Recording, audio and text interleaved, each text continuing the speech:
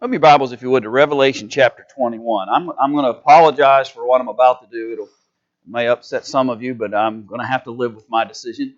I'm not going to do questions today. And the reason is I've got about, I think, 3 or 4 classes before I'm going to be gone on a Wednesday night. And I want to make sure I finish Revelation and not stick the substitute in a weird spot. And so let's not take time with, if I've got time at the end, then we'll come back and review and use those questions. But for now, I just want to move on, if I can. And let's jump into chapter 21. We spent 3.5 weeks, or 3.5 classes on chapter 20, maybe 4 if I think about it for a minute. So let's just jump on into chapter 21. And then when I've got, like I said, 3 or 4 more classes before I'm going to be gone. So hopefully I can finish the last 2 chapters over that span of time. Although there's still a lot to talk about. But chapter 21, isn't it beautiful? To me, chapter 21, you after all that work and effort and time to try to grasp as much as we can out of some of those early texts within the book of Revelation, and then appreciating the book was intended to encourage those early Christians and to motivate them and to help them appreciate that there's an end to their oppression, that good things are coming, and that even if you martyr yourself for the cause of Christ, there's a wonderful benefit and blessing that comes at the end. And now John, within the Revelation, begins in chapter 21 to try to begin to describe this place, this heavenly realm that God is going to allow for those who are faithful to Him and dedicated disciples to His Son, the place that they will be able to honor and appreciate for eternity. As we stated in our study of chapter 20, I believe we do transition towards the end of chapter 20 into a conversation about eternal judgment, about the time that all men will ultimately be judged. Most of the judgment conversations up until then within the book of Revelation were about Rome and about the consequences that God would bring towards them as a physical nation and all of the sinful behaviors and challenges and things that they had done to create the need for God to bring a judgment against them. Then you transition towards a conversation more about generally the idea of judgment itself and ultimately the reward that comes to the faithful. And that's kind of where we find ourselves here in chapter 21. So let's begin here at the beginning of the chapter. And he says, what's going to happen? What did John see? Yeah, saw a new heaven and a new earth. Now, heaven, in its picturesque mode here, when you think of the heavens, you can think of what kinds of things? Okay, you can think of the sky, the heavens of this sphere that we're talking about. You can think of God's eternal home. And then you think of the earth, you think of this physical land that we live on, right? So you've got that contrast. And so the imagery here, I believe, is, and sometimes we can get caught up again in the literal interpretations, if you will, of these kinds of words. But the essence simply is it's a new dwelling place. We reside presently in one dwelling place, but John says, I saw a new dwelling, a new heaven, a new earth. For the first heaven and the first earth were passed away. And I think here's the key. And there was no more what? Sea. Remember the representation of the sea earlier in the narrative and how the beast came forth from it, and the implication was that the world as it was and the sinful practices of that world were being represented by that sea, and here comes its leader out from among that sea in the form of that beast. And so here's that imagery maybe being drawn back to when he says that we're going to have a new dwelling place, a new heaven, a new earth, and that sea that populated a beast that was leading people into such sinful, evil practices, it's what? It's gone. It's gone. One of the most powerful moments, if you will, to me within the narrative, to encourage these Christians who have been challenged and perplexed by all the difficulties they've been experiencing, is the fact that not only are they going to be able to escape that world, But ultimately, God's going to say that world is gone. It is no more. And He will usher in a new dwelling place. And John says, I saw it as the holy city, a new Jerusalem. You know, we talked a little bit in our study of chapter 20 about some of the misconceptions as it relates to the significance of Jerusalem and the coming of Jesus and establishing of a kingdom and all that kind of thing. But notice John here's very clear. He's not talking about the physical one that sits in Israel, right? He's talking about a new Jerusalem, he says. A new holy city, a new place of residence, if you will, a description that helps us appreciate that we're not dealing with this old system any longer, but a new dwelling place coming down from God out of heaven, prepared as a bride adorned for her husband. You think about that imagery, and it's interesting that culturally and in many senses that imagery hasn't changed. The people tend to still make a big to-do about what? Weddings. Even here, they did it then. They've done it since that. People make a big to-do. And so what I appreciate about that is the imagery isn't lost, because we still appreciate that kind of picturesque kind of situation where he says this new dwelling place, this holy city that he sees coming down out of heaven, is like a bride adorned for her husband, just perfectly set up and situated, ready for the moment for the marriage to take place. It's just interesting imagery to me that he uses in relationship to this. That connection of a bride and their groom is not unfamiliar. It's used in relationship to Christ and the church. It's used in relationship to other illustrations. But here's the same kind of picture being used as John sees this holy city, this new Jerusalem coming out of heaven. But it's not a matter of just what he sees. What happens in verse 3? Okay, so he says, and I heard a great voice out of heaven saying, Behold, the tabernacle of God is with men, and He will dwell with them, and they shall be His people, and God Himself shall be with them, be their God.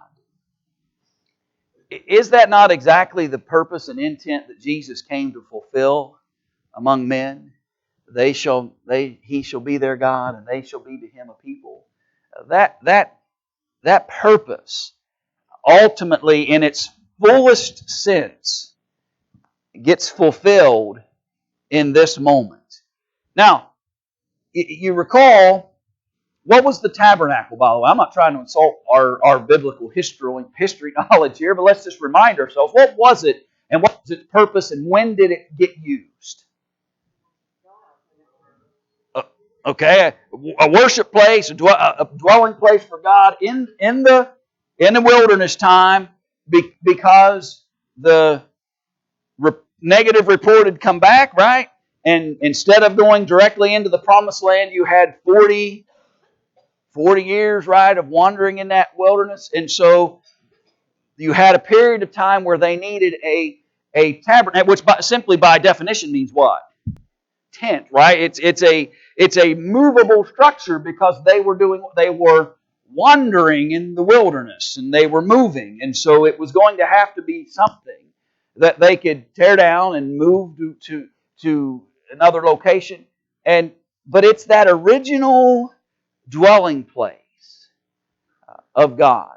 It's the first time in a human, to my knowledge, and somebody can correct me if I'm wrong, but it's the first time where there's this bridge, if you will, between the eternal God and human man, where this tabernacle was built, where God would dwell and man could come and be in His presence in a very immediate sense. Ultimately, what would take over? Okay, ultimately Jesus would the temple would be in between the two, and then ultimately you come to Jesus where He becomes the ability for man to have communication and relationship with Jehovah. And because of Jesus and His ability to let us be a dwelling place, a temple for the Lord. Yeah, exactly. And then ultimately, you'll have this heavenly purpose of being the people of God, dwelling with Him in very real and literal senses.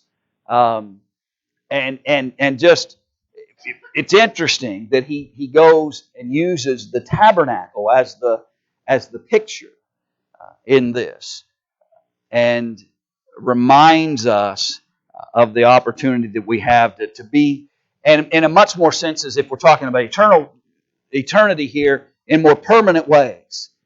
The people, eternally His people, in relationship to God. There have been some transitional periods over time. The Israelites were His people, and then ultimately those who become followers through Jesus Christ become His people.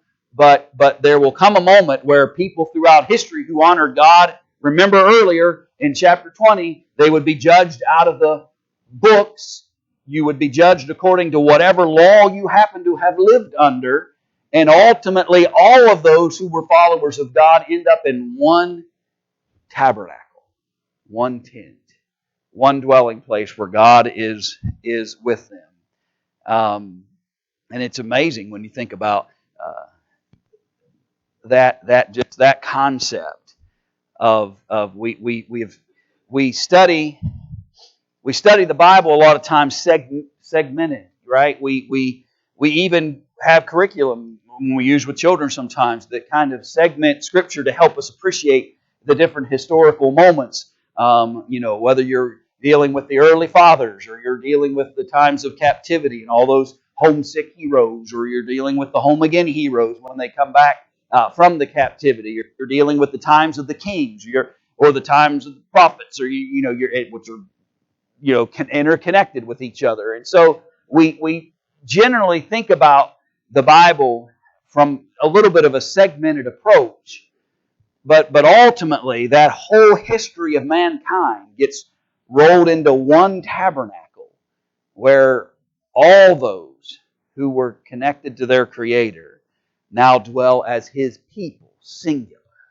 No longer patriarchs, no longer Israelites, no longer divided Judah Israelites, no longer Christians, just His people from all ages. It's a powerful picture to me, anyway, as you think about it. Go ahead, Jim.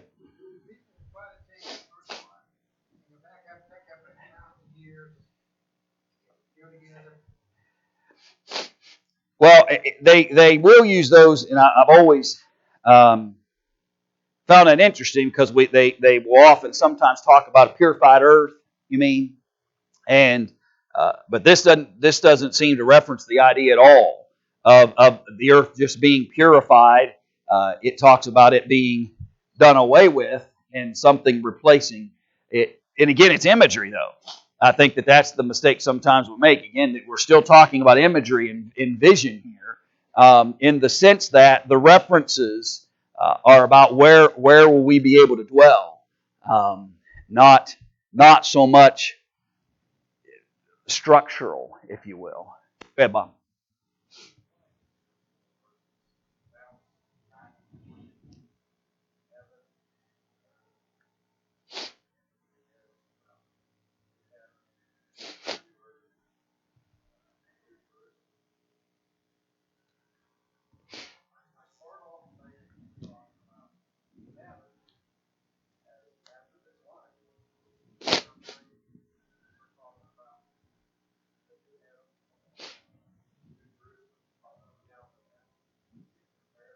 Right.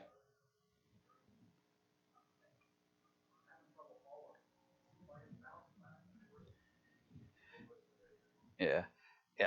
I just, to be honest with you, my conclusion has just been he's dealing with eternity in this imagery. That here is in the vision. And again, I think sometimes we try to get this image of this real structure, if you will, coming out of the sky. But that, I think he's just talking about the idea. I saw it. I saw that there's this dwelling place, and all these saints of old and all these martyrs and all these folks who have gone on, that this is where we're heading. This is the end. I didn't see any earthly connection here. All I saw was the idea that this is God's eternal home for the faithful that's being described in this narrative.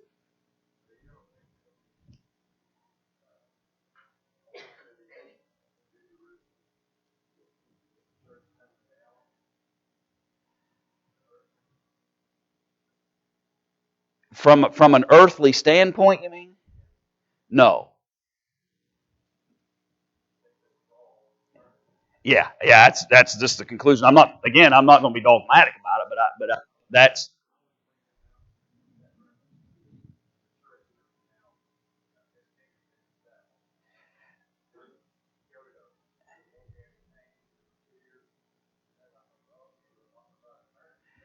yeah.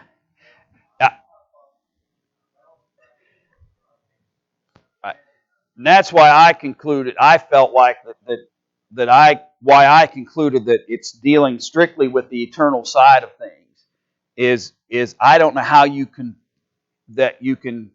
turn a switch, because here's why. And I could be wrong on this, Bob, but here's why I think that way.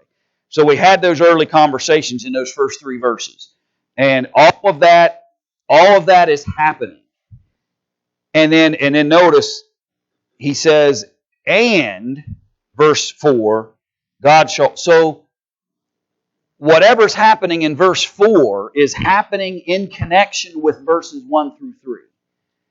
And just simply the idea of the church coming into existence would not wipe away all tears.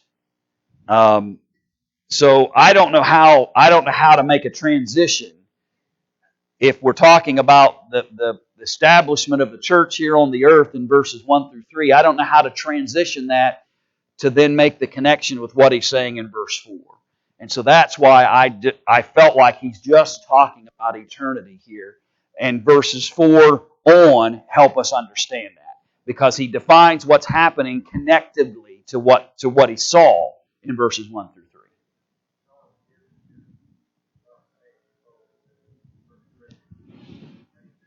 Correct. I believe that by this point, and again, I believe that transition happens late in chapter 20. But I believe that John has. I mean, obviously, it would have tremendous impact on those he was writing to, for them to appreciate the beauty that was lying ahead for all those who had been martyred, and so it's going to have a tremendous impact on them. But they aren't the only ones in mind, I don't think, in this latter section. Yeah. And again, that was just the conclusions I drew by reading the text. Yeah, it's an interesting description, and the ultimate reconciliation, if you will, between God and man happens in eternity. The relationship was flawed in a sense until the purity of that relationship that happens eternally. Yeah, yeah, and that's maybe why some of that comes up later. Yeah.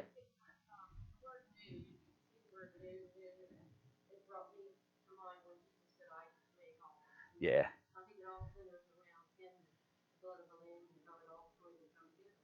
Yeah. And what's interesting about that implication of what Jesus, his words about making all things new, it especially would help. You would hope anyone attached to anything. Jesus is saying, I'm not just restoring or reforming something old. I am bringing something entirely new to this picture, and all of this fits within what Jesus accomplished in doing that.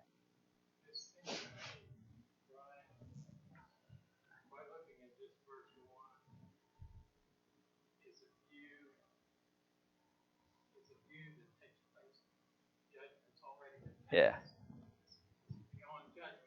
yeah, right. And I think, that's part of the conclusion as well. If we're accurate in the description of what's happening at the end of chapter 20, then it would be fitting that you would give some information about now what. It's kind of the way, chapter 19 ends and Rome is done. Now what? Well, here's what. There's these final pieces of the puzzle, and then ultimate judgment for everybody. Well, now what? Well, here's the and so you can kind of see that progression within the picture, that we're dealing with things that occur after the judgment has taken place on a personal level, not the judgment of Rome. So then he gets into this description when he says, God shall wipe away all tears from their eyes, and there shall be no more death, neither sorrow nor crying, neither shall there be any more pain, for the former things are passed away. That's significant to everybody. It's highly significant to those who had been enduring the hardships under Roman oppression. It's significant to them to realize that what had become commonplace. I mean, sometimes it's hard for us maybe to put ourselves in their situation. We know what sorrow is, and we know what death is, and we know what crying is, and we know what tears are, and we know what these things are. But we don't necessarily know them in the same fashion that they did, because they were experiencing those things because they were believers and Christians. Their tears, their sorrow, their deaths were directly related to the fact that they were believers in Jesus and the consequences that bring. And so I'm not saying that heaven won't be just as beautiful for us because all these things will be removed, but I do want us to at least pause for a moment and realize what that would mean to somebody whose daily existence, maybe for quite a long period of time, was filled with those things. And yet they were maintaining their faith. They remained in relationship with Jesus. They didn't turn their backs against their Creator. They suffered through this kind of daily sorrow. And ultimately, He reminds them, He'll wipe it away. Yeah. Yeah. And it's an amazing picture, because really he in verse 4 he kind of encapsulates the essence of what's hard about being man, right? He captures the most difficult aspect of human existence, and he said all those former, they're all passed away. In some senses, he's saying, try to come up with anything that created challenge, sorrow, heartache, whatever it is. Write it down. And in the new heaven and new earth, in the new dwelling place, in the new tabernacle that God establishes with men, it's all wiped away. There's nothing that creates the same challenges and heartache of human existence in God's eternal His eternal home. And I think we can get caught, and we'll talk a little bit before we're done. I don't want to get too far ahead of myself here, but I think that we ought to focus a little more maybe on that imagery. We sometimes think of heaven in a physical sense, and I know we've got issues because there's going to be a physical description about gates and pearls, and gold, and that kind of thing. But the beauty of heaven is, first and foremost, its residence, primarily the Creator of all things, and His Son and the Spirit. And then the fact that every challenge of this life has no place there. That's the beauty of eternal life with God. And we can sometimes become so consumed with how big our mansion's going to be, and is it going to have 13 bedrooms and 6 baths, or we get that kind of thinking going, and we miss the point. We miss the point. Go ahead. I'm sorry, Pam.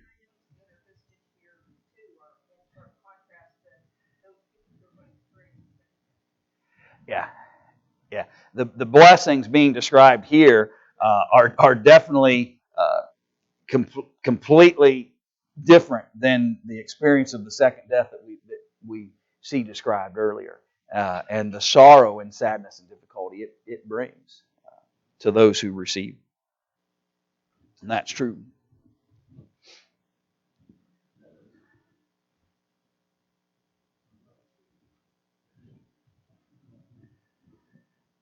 Mine never does. I don't know.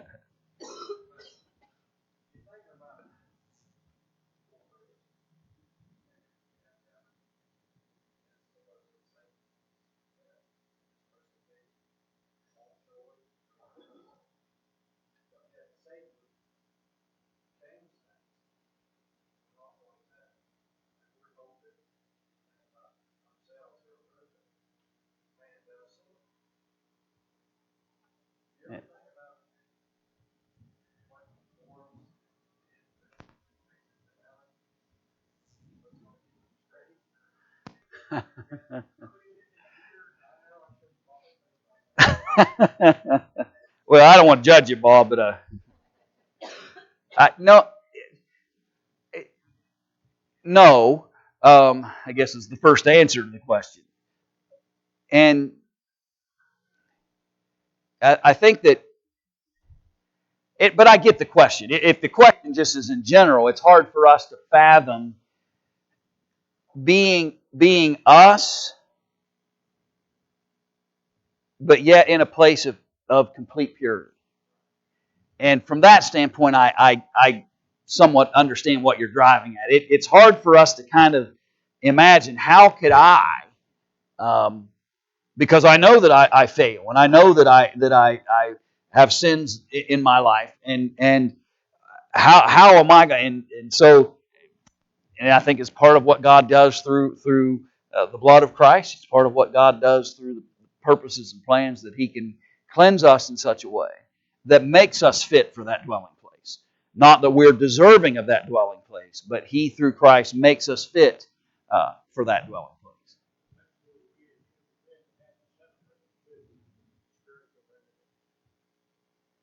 Yeah. Yeah. Well, and I think Tom, and not to run this too far, but I just this thought, and partly Bob, maybe the challenge is we can't. I'm not saying we make the mistake sometimes of thinking about where. Let me back up. Where does temptation and sin result from? It comes from our earthly self, right? It comes from the flesh. And flesh doesn't go. Yeah. So the flesh doesn't the flesh and blood doesn't enter in. Our sinful issues are because of our flesh, because of that aspect of who we are. But when we are changed, we don't take the flesh with us into eternity. And maybe that's the mechanism, if we're looking for a mechanism, that allows for that to happen.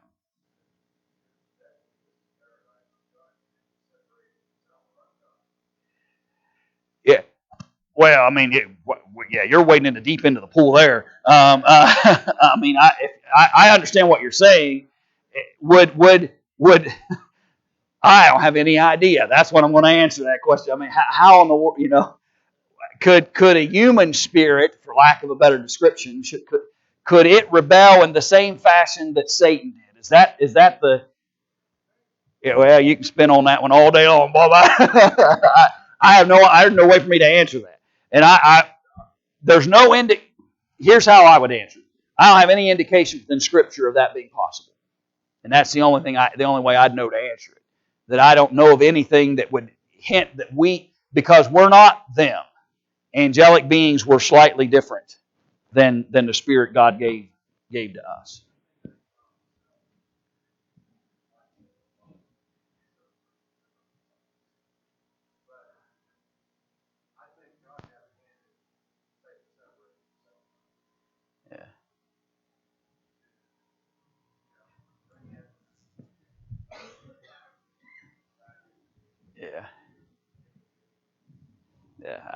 It's going to be hard. We're never going to be able to pinpoint exactly all the purposes of God and how He fulfilled all of them.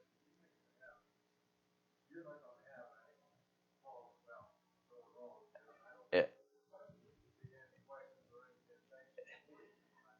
Well, and I think that's the issue that I was driving at. When you remove the flesh out of the equation, and then you remove the fact that, or you add in the idea or the understanding that there's nothing there to tempt, then you've removed the ability.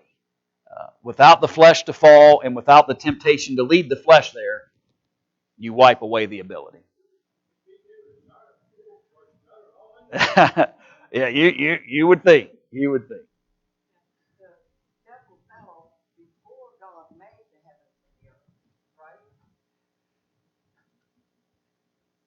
I'd have to go back and yeah, I'm not going to chase that rabbit. I'm gonna shoot the rabbit and we're going to leave him lay.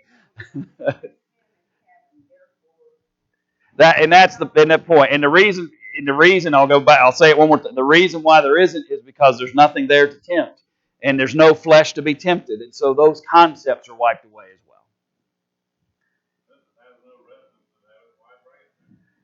Yeah, why? Yeah,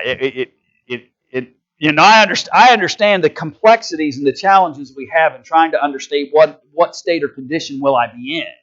Uh, at, yeah, yeah, right, yeah. And let's tie that contextually here for a moment. If I trust in a God who says He can wipe away tears and wipe away sorrow and wipe away death, He can wipe away all things that could create difficulties um, for us in relationship to heaven.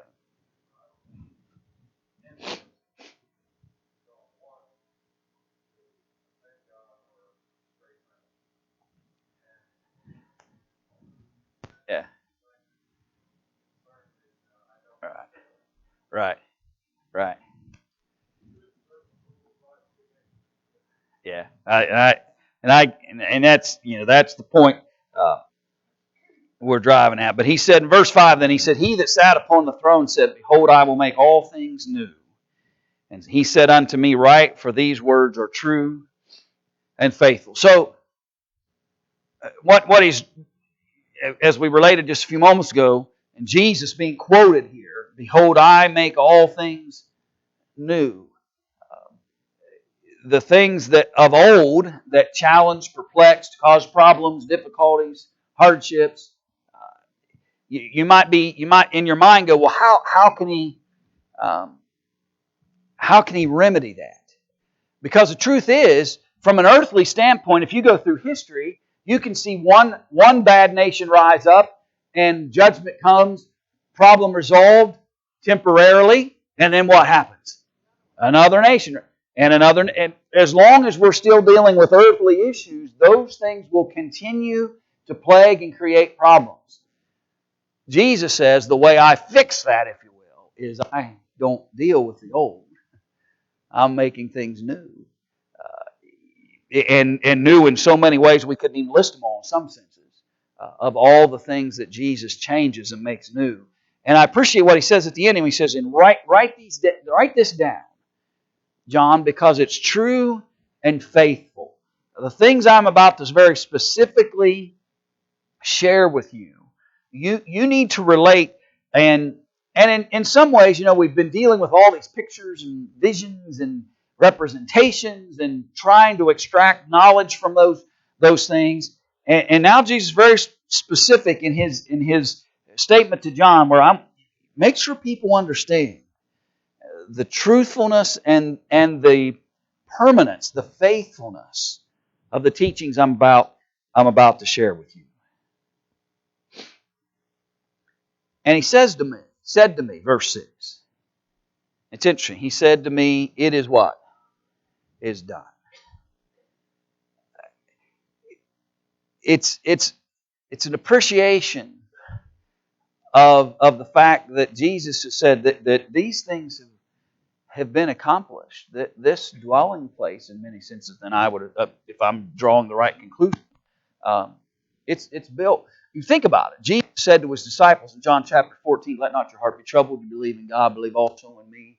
In my Father's house are many mansions." He's talking about the same dwelling place that he's talking about here in Revelation 21. "And if it were not so, I would have told you.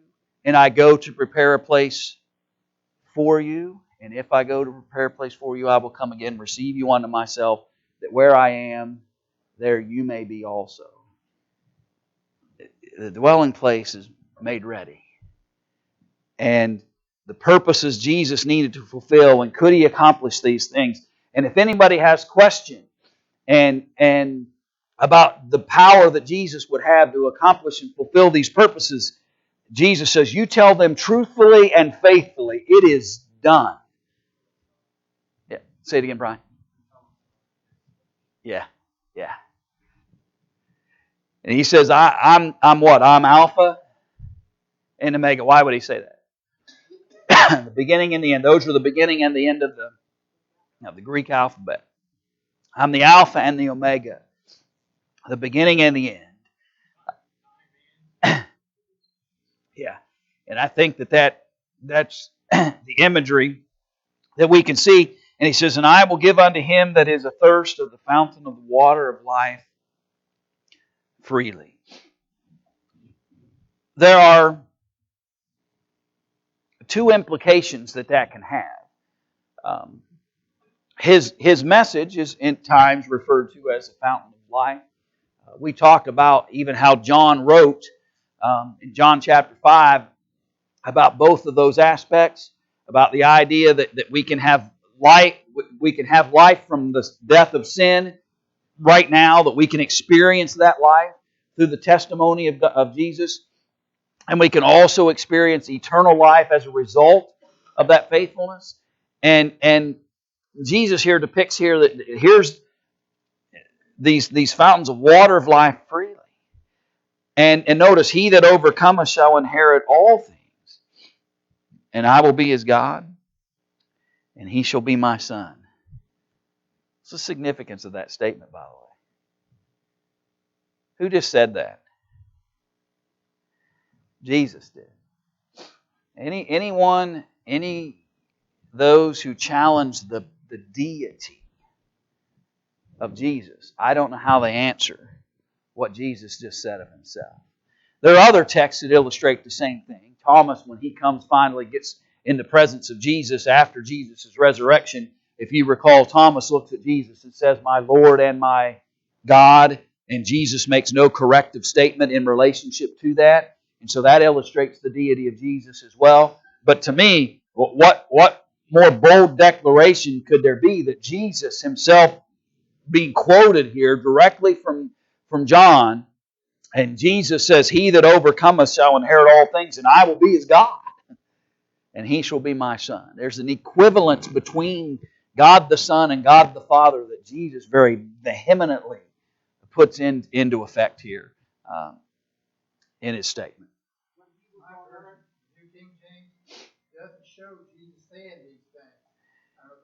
Yeah.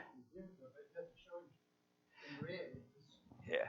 And there potentially could be some differences of idea about what it is.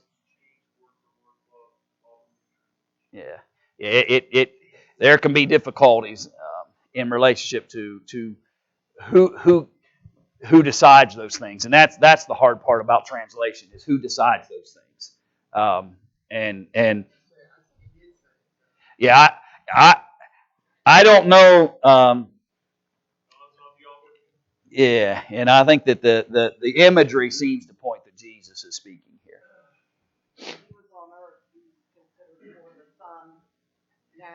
Yeah. And in this picture, right? Well, and the other thing too to remember is that well, I'll say it. I'll just open up another